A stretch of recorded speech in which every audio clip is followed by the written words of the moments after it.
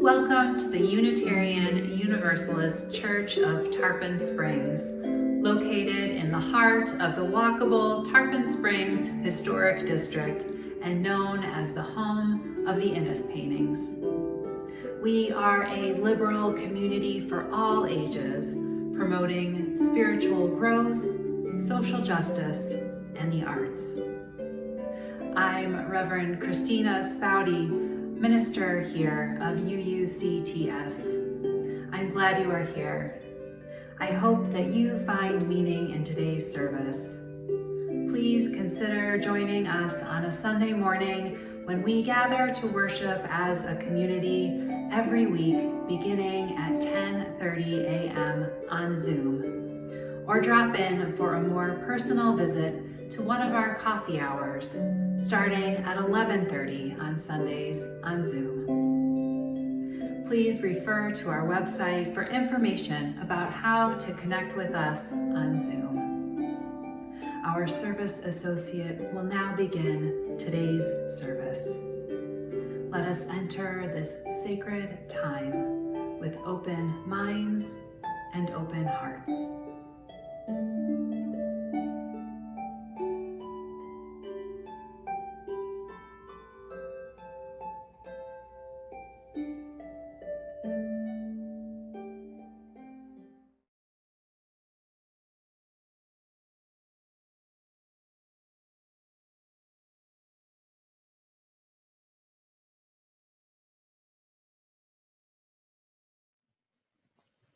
Hello, my name is Jean Nelson, and I am your service associate today.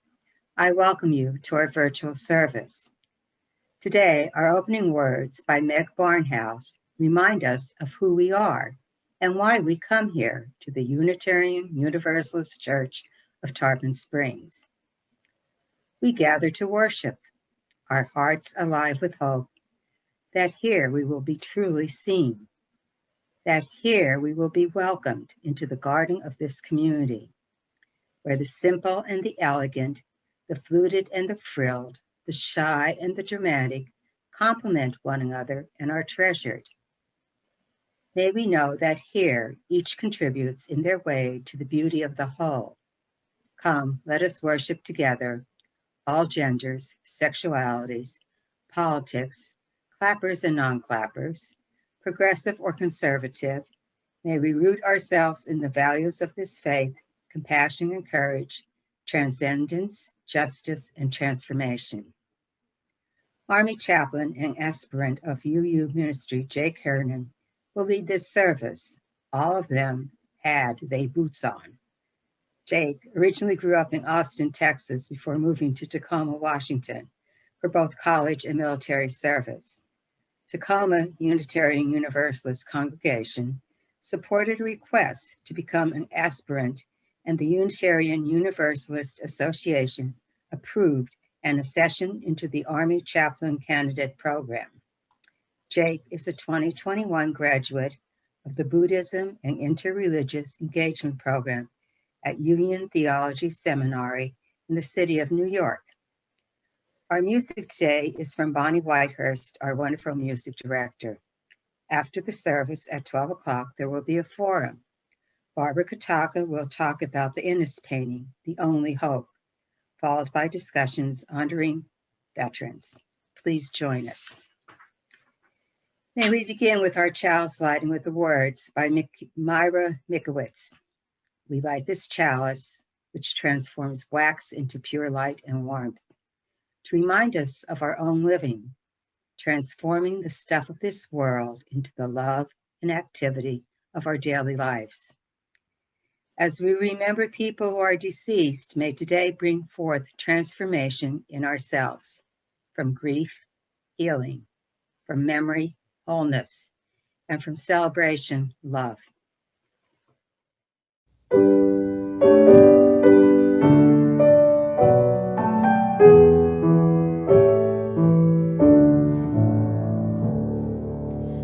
They were summoned from the hillside, they were called in from the glen, and the army found them ready at the stirring call.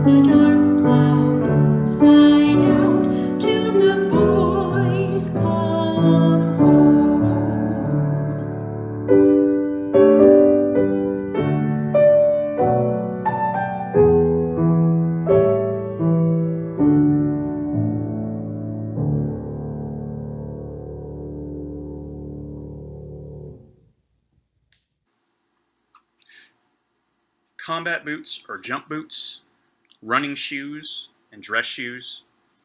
Our service members have given their lives in a variety of ways, all to ensure a better tomorrow.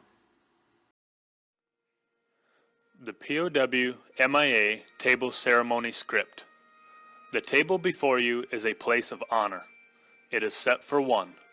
This table is our way of symbolizing the fact that members of our profession of arms are missing from our midst. They are commonly called POWs or MIAs. We call them brothers. They are unable to be with us, and so we remember them.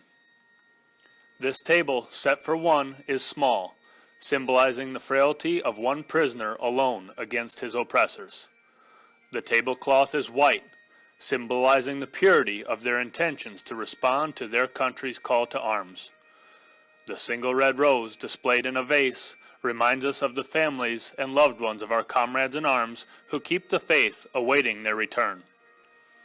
The red ribbon tied so prominently on the vase is reminiscent of the red ribbon worn upon the lapel and breasts of thousands who bear witness to their unyielding determination to demand a proper accounting of our missing. The candle is lit, symbolizing the upward reach of their unconquerable spirit. A slice of lemon is on the bread plate to remind us of their bitter fate. There is salt upon the bread plate, symbolic of the family's tears as they wait. The glass is inverted. They cannot toast with us this night. The chair is empty. They are not here. All of you who served with them and called them comrades, who depended upon their might and aid and relied upon them, for surely they have not forsaken you. Remember, until the day they come home, remember.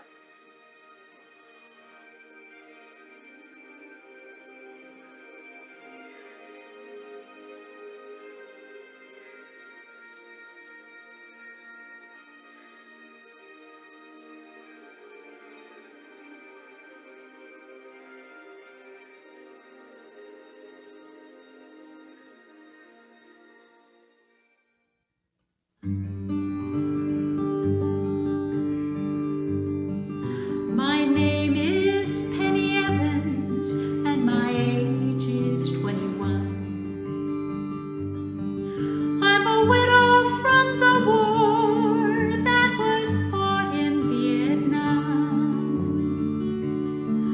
I have 2 baby daughters. I do the best I can. They say the war is over, but I think it's just begun.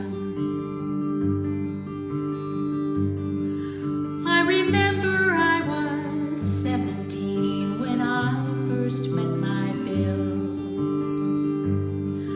At his father's grand piano, we played Old Heart and Soul.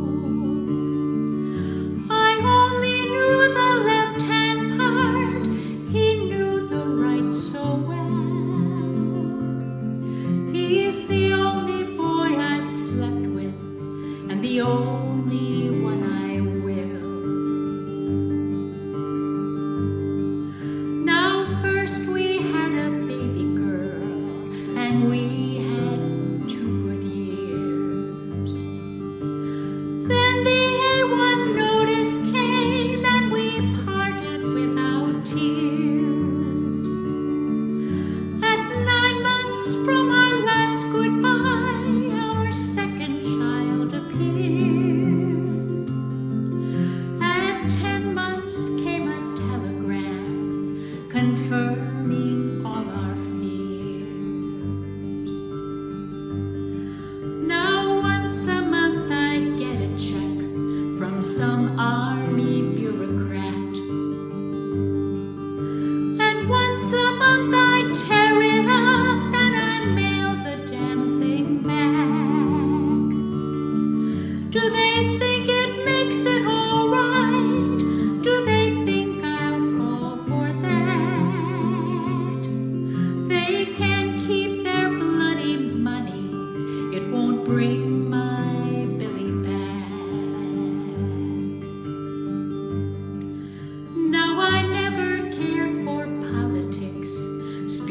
I can't understand.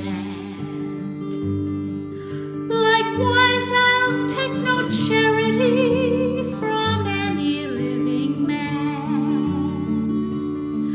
But tonight there's 50,000 guns in that unhappy land, and 50,000 heart and souls being played with just one hand.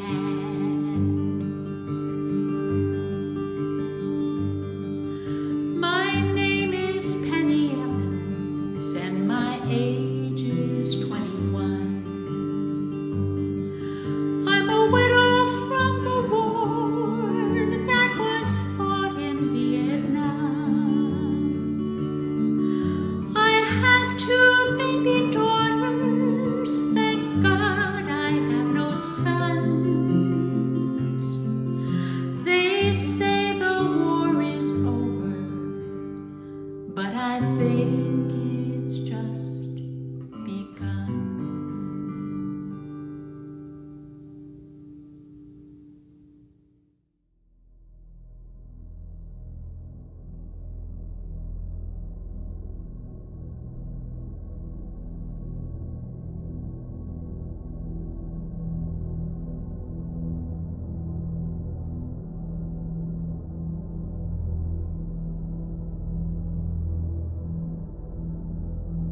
In Flanders fields, the poppies blow between the crosses, row on row that mark our place. And in the sky, the larks, still bravely singing, fly, scarce heard amid the guns below. We are the dead. Short days ago we lived, felt dawn, saw sunset glow, loved and were loved, and now we lie in Flanders fields. Take up our quarrel with the foe. To you from failing hands we throw the torch. Be yours to hold it high. If ye break faith with us who die, we shall not sleep, though poppies grow in Flanders fields.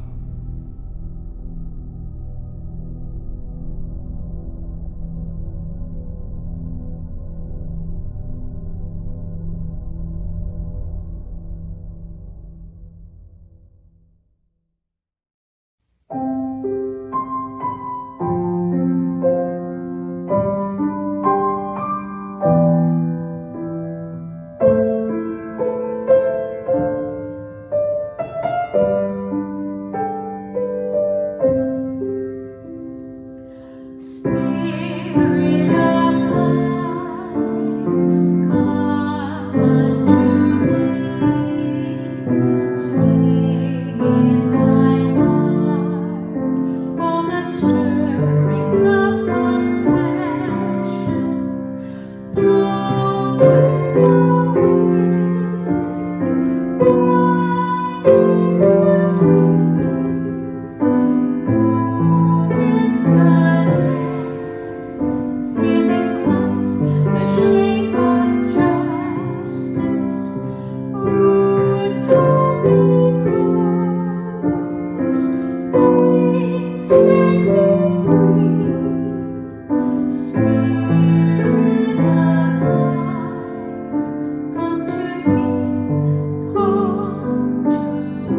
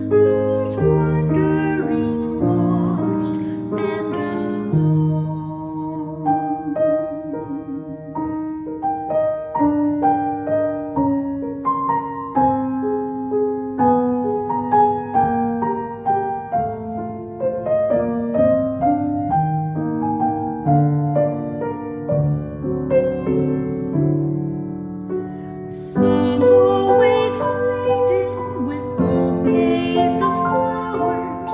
Some are forgotten in just a few hours.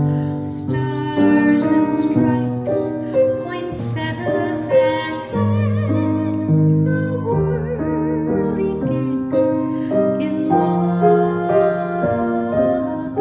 land.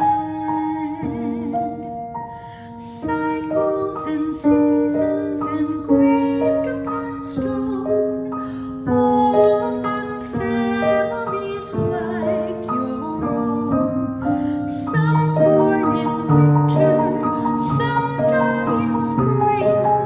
I am the one who will sing for the stones. Huge marble monuments fit for a king. The old rugged crosses where bluebirds take wing. All of them say the same thing. Remember me.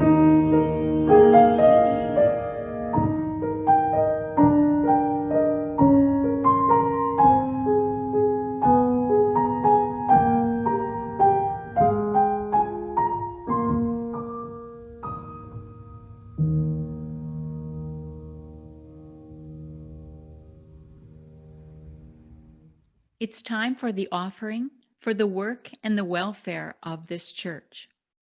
Please go to our website, uutarpon.org, and click on the donate button.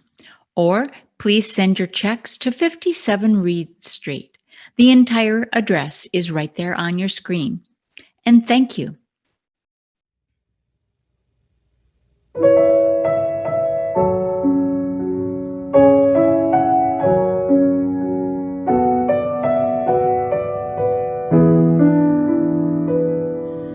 I'll never forget the people I met, braving those angry skies.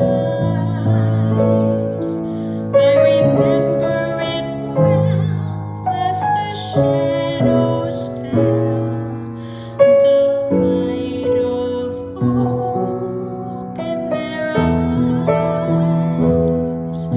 And though I'm far away, I still can hear them say, thumbs up. For when the dawn comes up, there'll be bluebirds over the white cliffs of Dover. Tomorrow, just you wait and see. There'll be love and laughter and peace ever after. Tomorrow, when the world is free. The shepherd will tend his sheep, the valley will bloom again, and Jimmy will fall asleep in his own little room again. There'll be bluebirds over the white cliffs of Dover. Tomorrow, just you wait and see. Tomorrow, just you wait and see.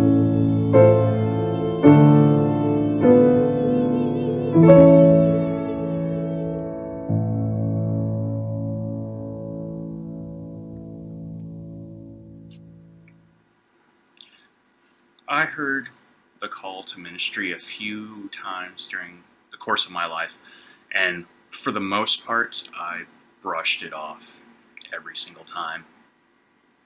Now, eventually, I couldn't ignore it any longer. I immediately went into an autopilot, and I headed straight into the chaplain's office at my unit and demanded to know what I needed to do to become an Army chaplain, which, surprise, surprise, turned out to just be a whole bunch of paperwork. And I could have finished off my time as an engineer, but the call to ministry was a strong siren song that I couldn't turn away from. So it ended up being even more paperwork because I was trying to actually get out of my current enlistment early to accept this commission and become a chaplain to care for other people. Now, any workplace in our military, any workplace in general, is going to have people out for a variety of reasons, but particularly the military ones. You have your annual visits to medical and dental. Somebody might be away at a military school. Somebody could be still at sick call, leave, exercises and deployments. Now, at this time, I was assigned to a special forces group, so you also have added reasons like jumping out of planes. So it wasn't that strange to find myself being one of two people maybe in the office. So this siren song had actually convinced me to be a little bit more brazen than usual. And I should, if somebody wasn't there to review the paperwork, to just skip them, which is not the usual Army administrative plan. So rather than routing my request through a dozen different individuals, waiting days, weeks, probably months, depending on who it was, for a response, I put the form directly into our group's deputy commander's inbox one morning, and received a signed form, actually, before I even headed home that day. So fast forward from October roughly to February. It's a cold February morning, and I am walking to the office from the parking lot, and I hear someone yell, "Hey, Hearen, Sergeant Major and the boss want to see you immediately." I've never been called into the boss's office, so my mind starts launching into the worst case of worst case scenarios. I'm preparing myself to stand on the commander's mat for the dressing down of my life.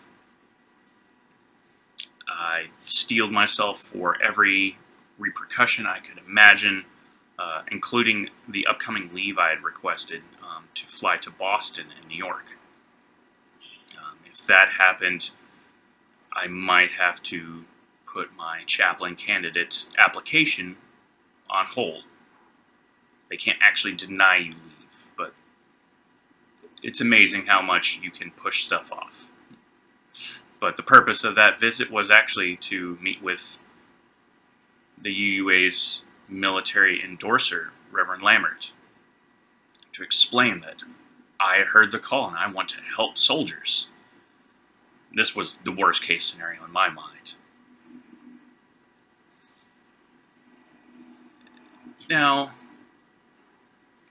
as I'm sitting there, stirring in my seat, staring around the room, trying to distract myself, it finally dawns on me. I don't think the colonel and the sergeant major are going to bring in this lowly sergeant to yell at for something like paperwork. That's what my section, my shop NCO, my shop's officer would do. And they did. They have more important things to do. So, eventually, they stride in, and popping to attention when you hear on your feet is very instinctive. Should have known that something was up because we didn't hear that. They just walked into the room. And I had been voluntold for something far more heartrending. As the calm before the storm finally dissipated, the group surgeon and the commander told us that they had actually just come from the hospital where a soldier had passed away from a incident in the motor pool. Those present in the room were actually there to conduct a safety investigation, a duty that resulted in orders from the commanding general of Army Special Operations Command, saying that this took precedence over everything we had to do. I had been selected because one of my additional duties is the master driver of our unit. I conducted the annual safety course, certified safety requirements, so that way people are properly licensed on military vehicles and equipment.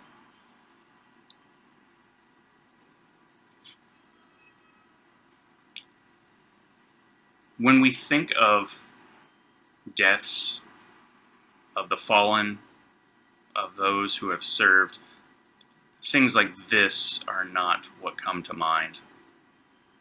We don't think of an accident in our home station.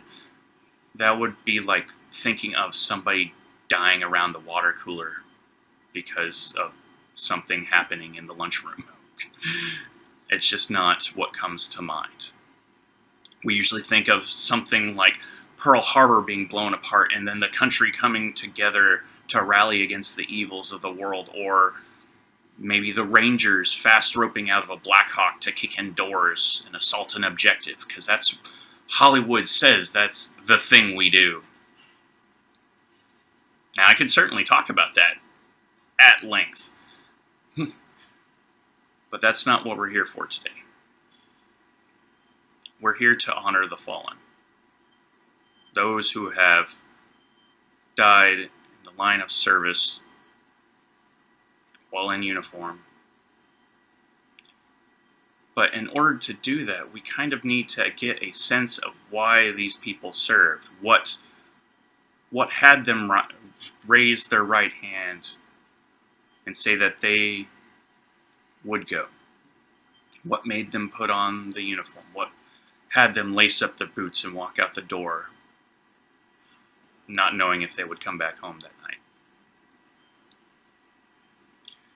I think one of the most succinct ways that somebody has described this is actually in the stories of Jack Reacher, which one of them got turned into a movie starring Tom Cruise.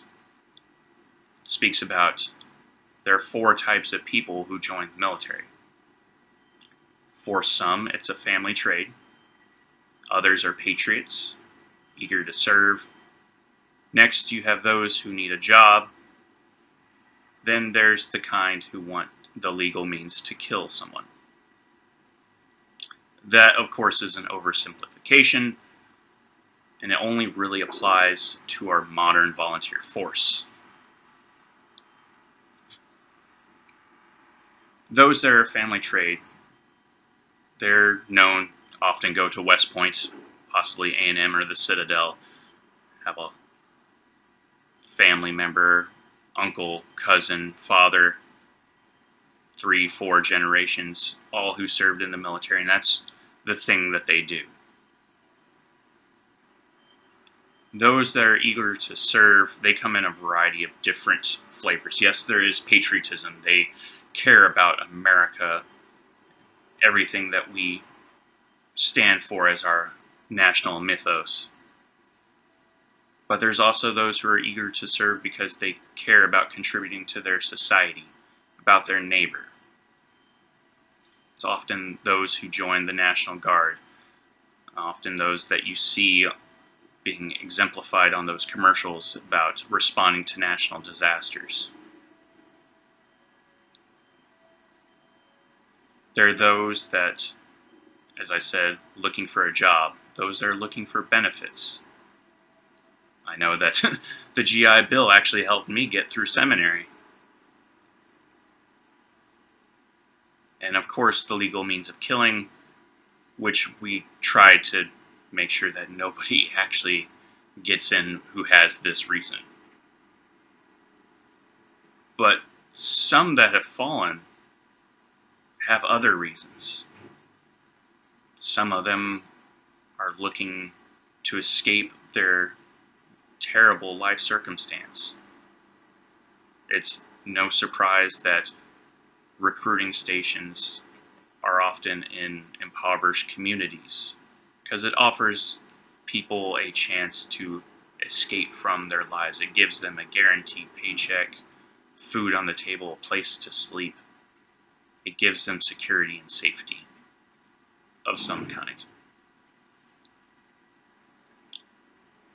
Additionally, in the old days, if somebody committed some sort of misdemeanor crime, was considered some sort of hazard to society, they might be ordered by a court to either go to jail or talk to this recruiter who is going to take you and rehabilitate you so that way you function within a team and contribute to the common good.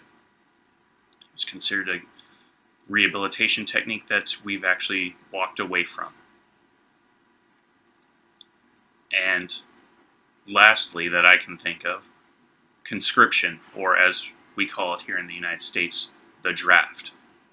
This is something that happened in World War II, Korea, even up through Vietnam, but we have walked away from this in light of becoming an all-volunteer force. So some of those that have fallen are actually people that never wanted to go in the first place. People that died in Vietnam, they just wanted to go to school, they just wanted to work. But one day we decided that we needed the manpower, we needed the bodies, and that they would go. Sadly, they did not come back.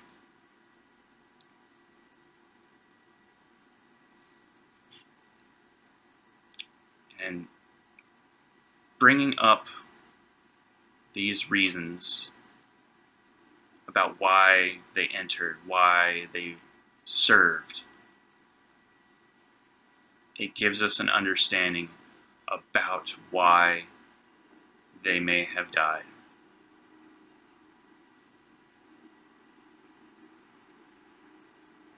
Not everybody dies on deployment in a combat zone because of enemy fire. One of the hardest, most tragic reasons that we have service members dying every day is because of suicide. Some of these are actually in the line of duty. It's one of the main reasons that I'm a military chaplain. Watching friends and colleagues contemplate what may happen to them. And some, they are successful and they did it because they knew that it would be passing on benefits. They knew that it was ending their pain. They knew that it was whatever other reasons that they have. My brief interaction with a man known as Michael Mantenuto is part of the reason why I made that leap. His Hollywood career did not take off after starring in the Disney movie Miracle about the 1980 U.S. hockey team. And he enlisted in the Army, became a Green Beret, wanted to turn his life around after struggling with drug addiction. And he wanted to provide for his family, give them benefits, have a secure job, contribute. And he spoke about these things as he attempted to launch a nonprofit to help other service members who were struggling in their own right but didn't know exactly what to do. It's all well and meaningful, but unfortunately it caught up to him, and he is now another statistic. These suicides actually outnumber the deaths that we have from combat-related deployments. Another issue that I saw, which did lead to some of these, was how some people cared so much about what they were doing that they pushed themselves. Because we were another aspect of the special operations community is humanitarian aid. It's ingrained in international law that at a certain point humanitarian aid actually has to come from a military resource. And I was lucky enough that a lot of my engineering was focused on humanitarian support, disaster relief. But there were quite a few people that actually took it to heart, and it drove them to do what we would think of as the unthinkable. It's tragic to know that some people were part of an engineering project that should have brought clean water to a community, but they ended up causing sickness and death because something was wrong with the numbers. Something didn't fit properly. And the guilt impacted them.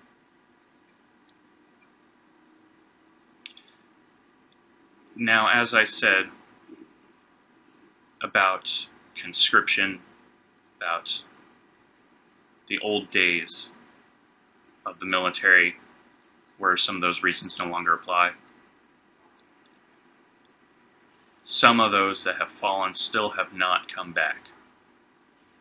Some of my earliest experiences with honoring the fallen since entering the service was actually with the search for and repatriation of missing in action individuals.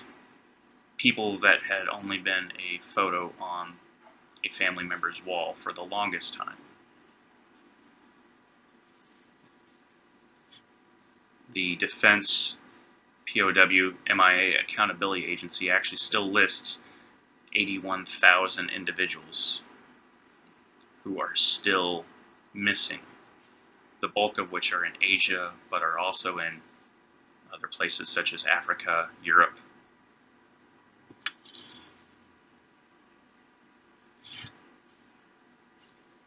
These are people that have not necessarily died in combat. They have died for other reasons, who have served for other reasons.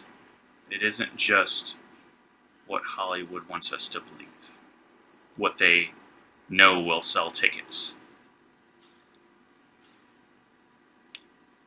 And I'm not here to apologize for the military-industrial complex that we have caused harm, that honoring these deaths dismisses that.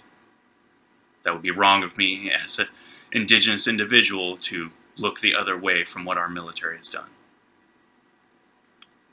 But it's a complicated situation, and for these individuals, they cared about their neighbors, they cared about themselves, and many just wanted to see a better world. I don't think we can steer clear of that. We need to remember that, and hopefully one day, all of this will just be a memory. one day, the only place we'll hear about military chaplains is in a history book. But we must remember. Blessings be, and amen.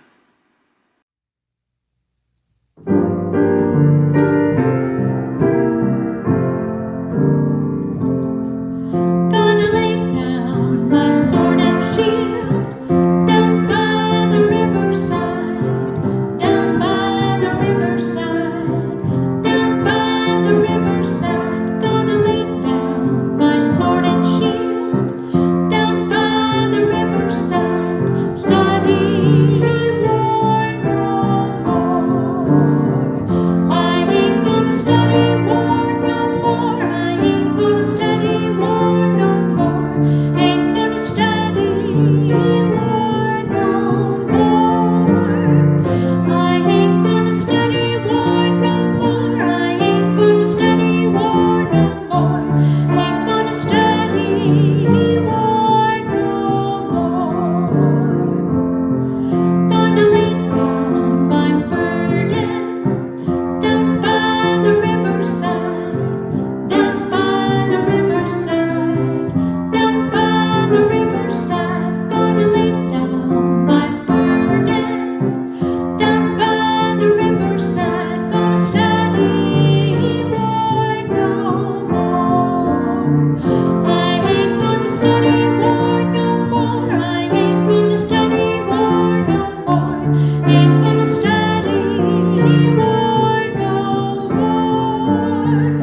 I ain't gonna study war no more. I ain't gonna study war no more. Ain't gonna study war no more.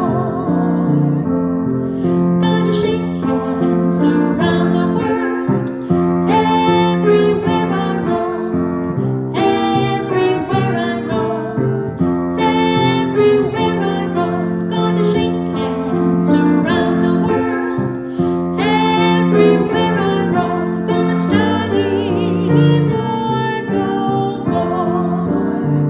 I ain't gonna study war no more. I ain't gonna study war no more. Ain't gonna study war no more. I ain't gonna study war no more. I ain't gonna study war no more. Ain't gonna study war no more.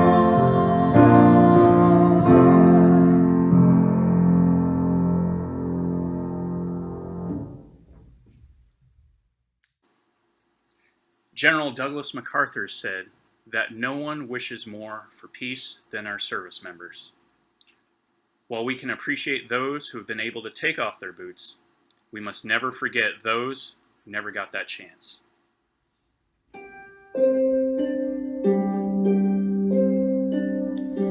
Go now in peace, go now in peace. May the light of love surround you everywhere, everywhere you may go. Go now in peace, go now in peace. May the light of love surround you everywhere, everywhere you may go.